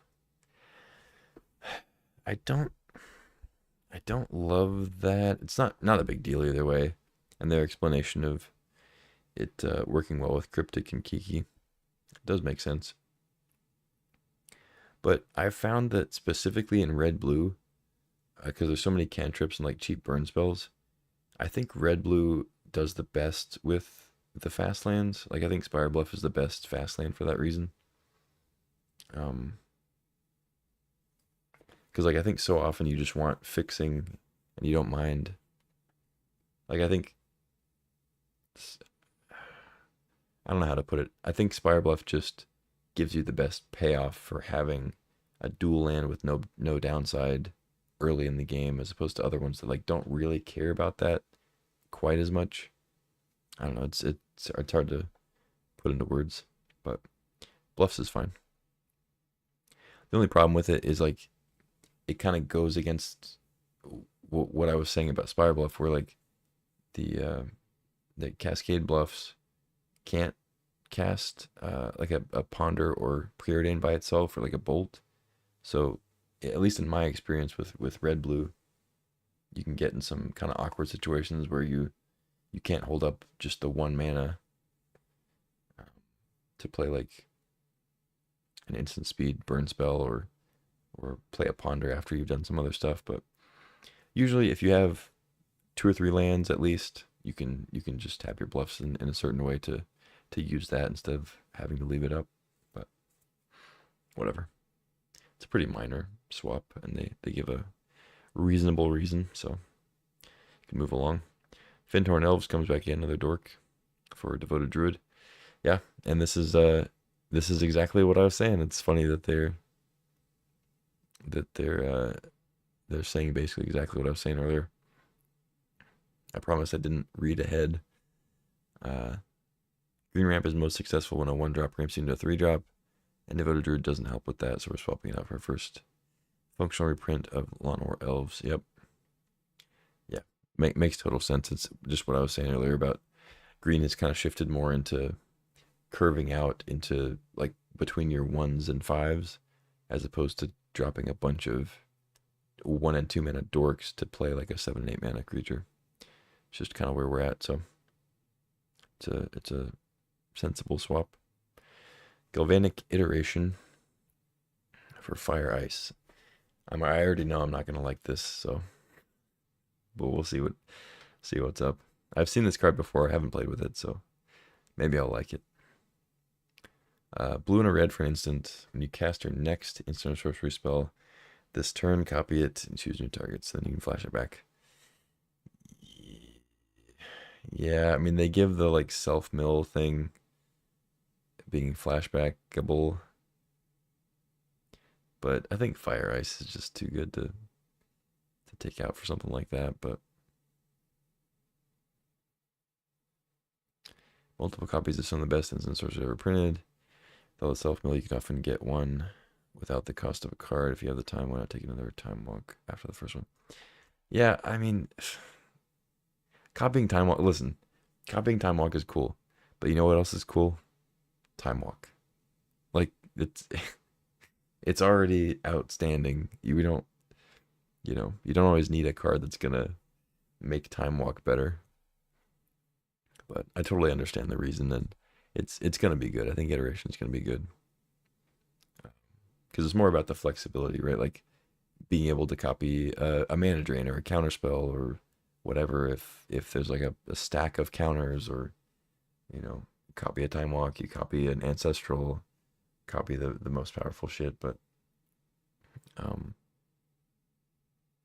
that's just it's just ideal scenarios. Whereas Fire Ice is just a consistently good value card that's versatile and whatever else. So it's okay though. I don't mind. I don't mind exchanging some of the old guard that's not part of like combos and whatnot. Try out some new stuff. I definitely don't agree with the switch though. Just for the record, I think Fire Ice should stay. And although I did say I would try not to rate these as a 1-for-1 swap, because I know that that's not always how it goes. But I understand they're trying to fit in any amount of synergy they can to make the whole artifact, or not artifact, the whole archetype shift work, right? So the more cards they can put in that benefit from self mill, benefit from discard, the more likely it is that their archetype shift works, at least in theory. Got another land here, the blue-red one for Storm-Carved Coast. Slow land here. Priest of the Felt Rites. This is a recursion creature. Black-white. You can unearth it. Tap, pay 3 life, sack it, and return a creature to the battlefield from your graveyard.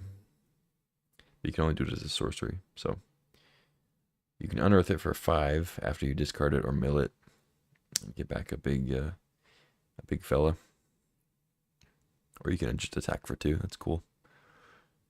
They're cutting Ashen Rider. Yeah, I'm totally fine with that. It's definitely on the low end of recursion targets, so totally fine with that one. Ashen Rider has been a medium performer, yeah. Even with the addition of okay. It's still fine, but also not great in any of the archetypes that want it to the point where you'd rather have something else in its stead. Priest of Felrites is here to support our overarching graveyard theme, which white also branches into. Cool. Yeah, seems fine. Shadowy Backstreet, another land for Shattered Sanctum. Yeah, so they're just taking out land for land, understandable. Carnage Interpreter. Discard your hand, investigate 4 times. Okay. As long as you have 1 or fewer cards in hand, Carnage Interpreter gets +2/+2 and has Menace. It's pretty strong.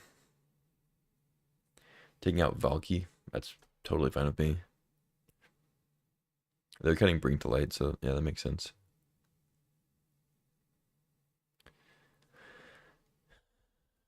Carnage Interpreter is a true clue banger, supporting the Madness archetype exceptionally well. As with Seasoned Pyromancer, you can look to deploy your hand quickly.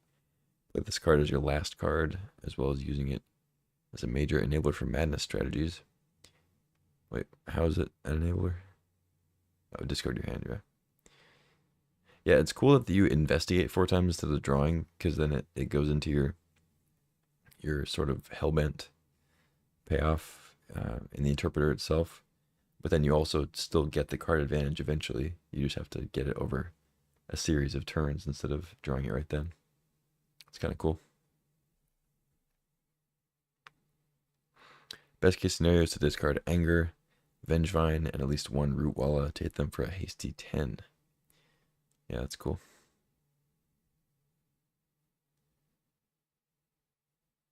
Fulminator Mage is coming in. Interesting. Okay, Fulminator Mage is here in an effort to maximize Agatha's Soul Cauldron. With significantly reduced artifact synergy, Daretti can take another quick break. Okay, that's fine. I do love Daretti. And I don't actually think it needs too much help, but it's understandable. Plays well with cards like Reclamation, Unearth, and Living Death. Yep, sure does. Yeah, that's pretty cool. Lava Claw Reaches coming back in for Restless Fence. Makes sense. Oh, I see. Yeah, that is kind of funny. It does have a discard trigger. Being the most relevant in this iteration of the cube, we're still running Lava Claw Reaches for the combo potential with Blossoming Tortoise, since we feel there's enough discard and mill support around. Sure. Yeah, I mean, it's easy to say that, but like, on the other hand, you're saying that you're bringing other cards in because they enable discard and mill and whatever. So, I don't know. You just choose where you want to have those effects, I guess. And since Lava Claw does have a cool combo that hasn't been in the cube before, it is appealing, I guess. I think a lot of people also just prefer Lava Claw over Vents in general. I know some people do, so it's not bad. I like Vents though. Theater for Haunted Ridge, yep. Arwen. Okay, we'll see what this actually does.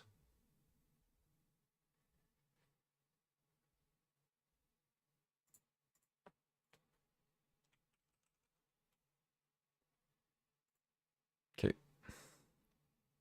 1 green white for a 2/2. And there's a battlefield with an indestructible counter on it. Pay 1, remove a counter. Another target creature gets indestructible, put a 1/1 counter and a lifelink counter on that creature. And a 1/1 counter and a lifelink counter on Arwen. Okay. But you can't, like, then pay 1, remove a lifelink counter. And then get some other counter. Okay. Seems cool, I guess. Let's see the explanation. I'm going to need an explanation for this one. Although it's replacing Rallier, so I don't care. You could replace that with a piece of toast, and I wouldn't mind. Absolute menace of a threat that combines well with our Power Matters archetype here in multiple ways, both adding the power stat line and protecting our pump targets from removal spells. Okay, that's cool. So it comes in, it's indestructible. Great blocker. Great attacker when you're trying to throw Berserk and stuff like that on a creature. And then, yeah, for pretty cheap, you can just protect another creature that you're trying to beef up. So he gets indestructible till end of turn, but then gets lifelink permanently. Yeah, that's actually pretty sick. It is 3 mana, but the ability is really cheap and gives a lot of value, so yeah, seems pretty solid. And yeah, Rallier can leave for whatever, I don't care. Knight of Autumn. Okay, so that's a Rexage replacement. Knight of the Reliquary leaving. Yeah. They chose to take out the lands archetype, so it makes sense. Lush Portico. Green white land for green white land. Hedge Maze for Growth Chamber, yep. Kinnan is coming back in for Sail into the West. I don't mind that. Kinnan works with it's another what's the word? What's the card? Basalt Monolith combo, along with Zerda. But it goes a different way, right? You're tapping for more mana, which then allows you to untap it for profit, just based on the untap of the card, as opposed to reducing the cost of the untap. But then it has that other ability for 7 mana. Look at the top 5, put a non-human creature onto the battlefield, which definitely comes up sometimes. I think usually it's more of a combo style deck, or combo style card with like Monolith, or like using it to ramp with other mana dorks and stuff. Making lots of, or even infinite mana with Kinnan, something a lot of you have enjoyed, so we're bringing back. Okay, cool. So this is a new one, Unruly Krasis. 1 green blue, 4/4 with trample. Really good rate, obviously. But then when it attacks, you can have the base power and toughness of another target creature become XX, where X is Unruly Krasis' power. Yeah, seems like one of the biggest combat trick payoff cards for sure. Yeah, another huge payoff for Power Matters. Buff this up and have it buff up another creature. Yeah, seems pretty cool. It doesn't give trample to the other creature, but still gets huge. Bring to Light coming out. Yeah, sure. Don't care. Leovold is coming back. I like Leovold. But Golos is leaving. Interesting. Okay. But yeah, I mean, lands is leaving and artifacts are leaving, so I guess the Pilgrim can sit. Raffine is coming in. It is a strong card. See how it actually goes, though. Foundry's out, yep.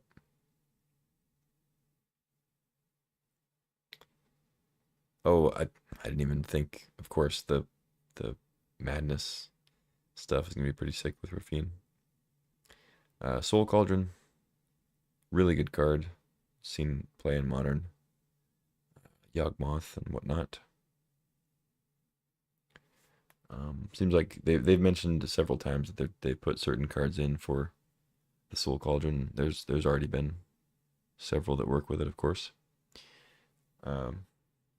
It exiles cards from graveyards, which is good against your opponent's stuff to prevent combo things, but it also throws the abilities of the exiled cards onto your creatures with +1/+1 counters on them. So it does a lot of little things that add up to a really good card for 2 mana.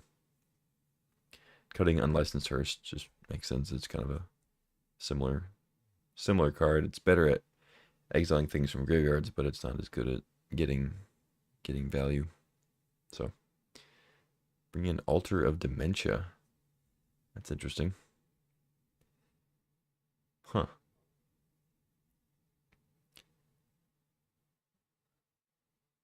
Altar of Dementia is an old favorite with self-milling capability.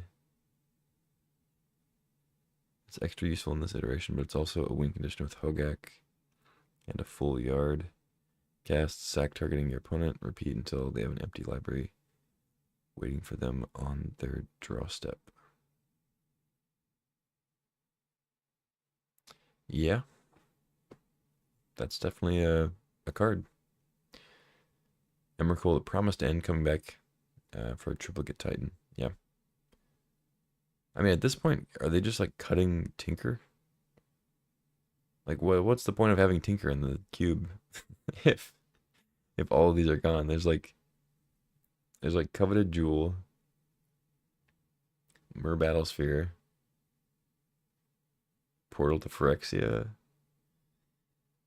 Like, they cut Titan. I guess there's still Sundering Titan.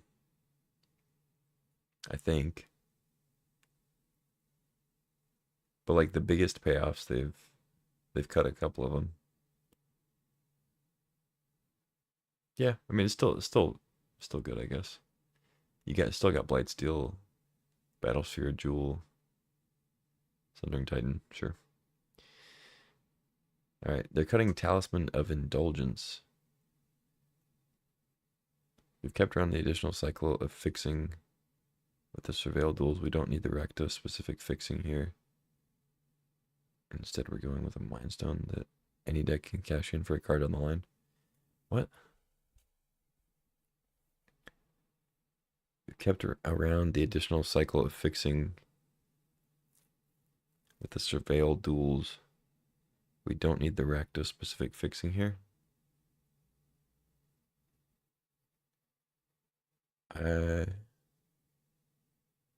Maybe they just mean because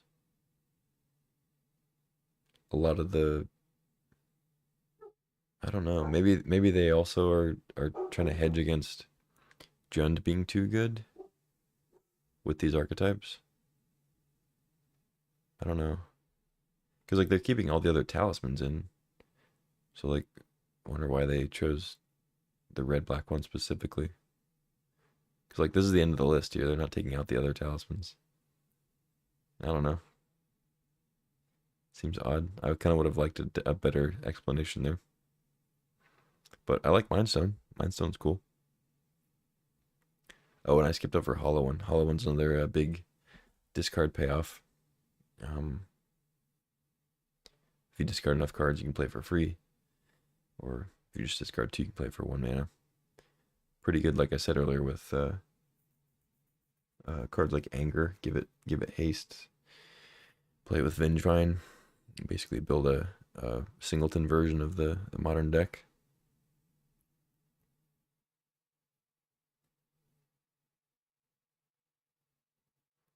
There's an internet cookie in it for the first person to post a screenshot of Bazaar discarding 2 Root Wallows and a Vengevine with a Hollow One in hand.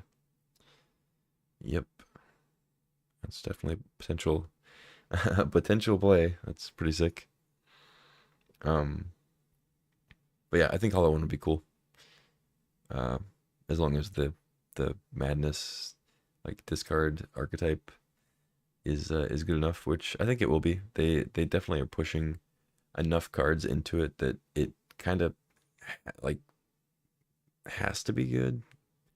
They've taken out so many of the other cards in Storm and like the artifact heavy decks. You know, like questioning whether or not the archetype will be good is kind of hard when they've put so much effort into making that archetype good. It's like the cube is only so large, so if a generous percentage of it is that archetype, it's like it kind of has to make an impact. But it'll be interesting to see which specific cards are all stars and duds and whatnot. Taking out Surginger, yeah, it's fine. Losing a lot of the cheaper artifacts, so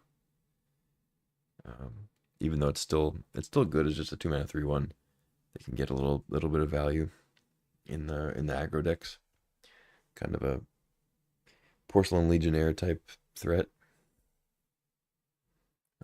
But it's totally fine to see it go. Already talked about Mind Stone Talisman, the Mysterious Indulgence cut, Mutagenic Growth, the Combat Trick, a free one, out for, yeah, I mean, Valakut's out, whatever. And then Cookbook comes in, just a straight up Madness Enabler that you can sack to return a creature for a chunk of mana. Taking out Manifold Key, makes sense. And then the newer Ulamog comes in. I like it a lot more than Cityscape for a card that you actually get to cast off of like a channel or something. Any kind of big mana. It's like Kinnan. And I think on the board it does a lot more too, so I like seeing it over the Cityscape. I never even cast or tried to cast Cityscape Leveler. I like Ulamog coming back in though. And that's it for the list. They got the full card list here. So if you want to check it out, it's on the Magic Online website. It's probably on like Cube Cover too in a better format. I could look at that.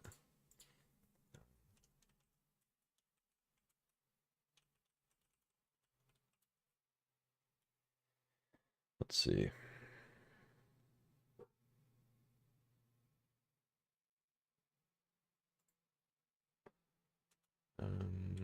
March.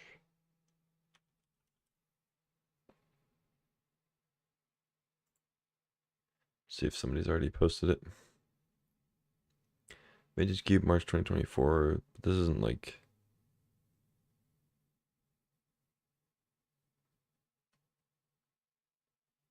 That's just a random one though.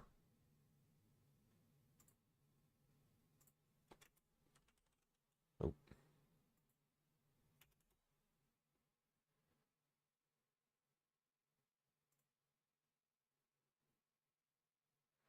Okay, this still has S% Sentinel in it. Okay, maybe they haven't. Maybe nobody's posted one yet. It's obviously a very recent change.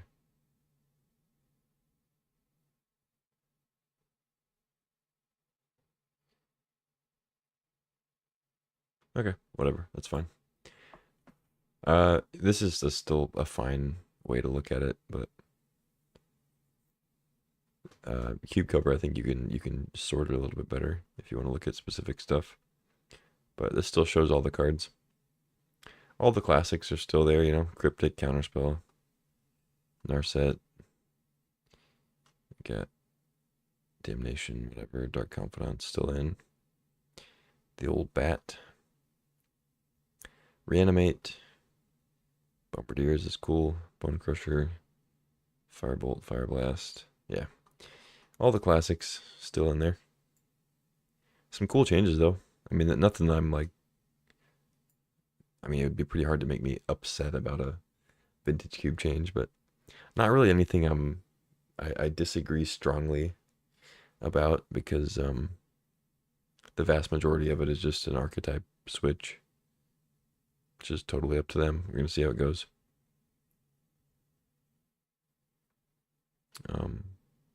I don't really mind Storm leaving for a bit, especially because I know it's gonna be back. We can have an iteration without it. See how it shakes things up. And there's still going to be, like I said before, there's still going to be plenty of archetypes that scratch that Storm itch. You know, like combo is not gone. But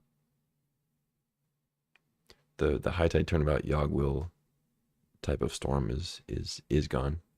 We still have Breach Brain Freeze, so anyway. I think that's probably going to be it for the stream. I don't plan on playing anything until tomorrow, until the Vintage Cube drops. So I just wanted to talk about the changes and kind of ramble a little bit about my thoughts. Go over it. But yeah, it looks pretty good. Looks exciting. Looking forward to trying out some of the Dredge and Madness stuff. I don't have a ton of experience with Dredge and Madness. Like, I know these archetypes have been really popular in in Eternal formats for a while now. But I never played with Hogak or any kind of dredge thing except for the old style of dredge. Um, just Golgari Grave Troll. When Grave Troll was still legal, I was playing dredge. So I am kind of familiar with some of the stuff to look out for, but these specific interactions I'm not super familiar with. Might be a bit of a learning curve. I am looking forward to slamming out a Vengevine though. That's right up my alley. And then I this is not as, I don't know, not as exciting isn't really the right phrase to use, but it's not as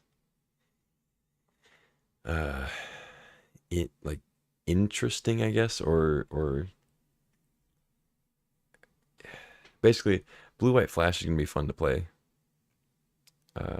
But it's just Blue White Flash. Like we all kind of know how that's gonna go. You're gonna draw your card, you're gonna play a land, you're gonna say go, and then you're gonna play some variety of instant speed cards from your hand. There's gonna be cool interactions. Ephemerate's back in.